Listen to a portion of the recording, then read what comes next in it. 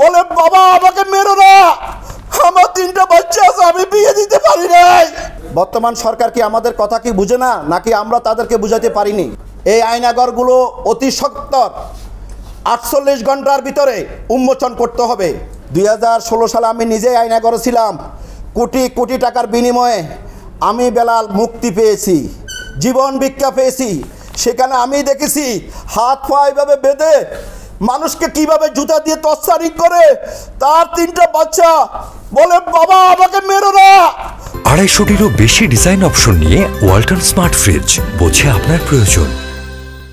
আমার 3টা বাচ্চা আছে, আমি বিয়ে দিতে পারি নাই, আমাকে মেরো না। আমাকে যদি মেরে বলো আমার 3টা বাচ্চা কে বিয়ে দিবে? সেই নরপশুরা কখনো শুনবে নাই, কখনো ক্ষান্ত হয় নাই।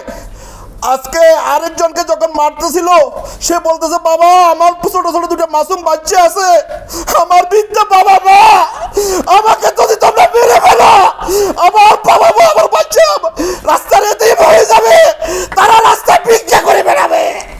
কিন্তু তারা সে চলে নাই, চোখ দিয়ে মুখ দিয়ে রক্ত আর রক্ত, হাত পা বেঁধে এইভাবে জড়িয়ে রেখেছে, তুলিয়ে রেখেছে, রক্ত আর রক্ত, জান ভিক্ষা চাচ্ছে, হাত বসে বাবা আমাকে ছেড়ে দাও, আমাকে ছেড়ে দাও।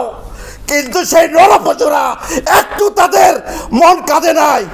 বর্তমান সরকার কি আমাদের কথা কি বুঝে না, নাকি আমরা তাদেরকে বুঝাতে পারিনি?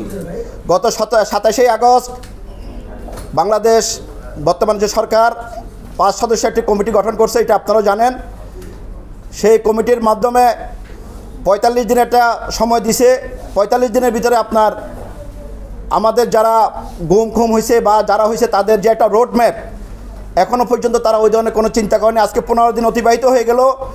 জাস্ট আমাদেরকে একটা সান্ত্বনা দিয়ে ঘরে বসিয়ে রাখার জন্য। এটা কি তাদের কি পরিকল্পনা? আমরা এর তীব্র নিন্দা ও প্রতিবাদ জানাচ্ছি। আয়নাগর, আপনারা সবাই আয়নাগর শুনছেন, আয়নাগরগুলো কোথায়? আজকে আমি সাংবাদিকদের জানতে চাই, আয়নাগর কি আপনারা সরাসরি এখনো মিডিয়াকে আমাদের দেশবাসীকে জানাতে পারছেন? তার মানে সেই আয়নাগরগুলো কোথায় আছে? এখন একটা আয়নাগর উন্মোচন হয়নি। এই আয়নাগরগুলো অতি সত্বর 48 ঘন্টার ভিতরে উন্মোচন করতে হবে। আমরা সরকারের নিকট এইটা আমাদের ওপেন চ্যালেঞ্জ আমরা ছুটে দিলাম। 2010 সাল থেকে 2024 সাল পর্যন্ত বাংলাদেশে যারা র্যাবের দায়িত্বে ছিলেন, ডিজিএফআই দায়িত্বে ছিলেন, ডিবির দায়িত্বে ছিলেন এবং অন্যান্য তদন্ত সংস্থা যারা এই নিকৃষ্ট জল্লাদের আয়নাগর নামে পরিচিত করে মানুষকে পাখির মতো মেরে ফেলছে, তাদের সকলকে 2010 সাল থেকে 24 সাল পর্যন্ত সকলকে আমরা আইনের আওতায় এনে তাদের আমরা শাস্তি দেওয়ার দাবি করছি। শতকরা 70 থেকে 80 জন লোক যারা গুম খুন অপহরণ হয়েছে, তার ভিতরে 70 থেকে 80% লোক র্যাব করছে। র্যাব একটি বাংলাদেশে একটি নিকৃষ্ট, সারা বিশ্বের কাছে তারা একটি সন্ত্রাসী দল হিসেবে আখ্যায়িত হয়েছে।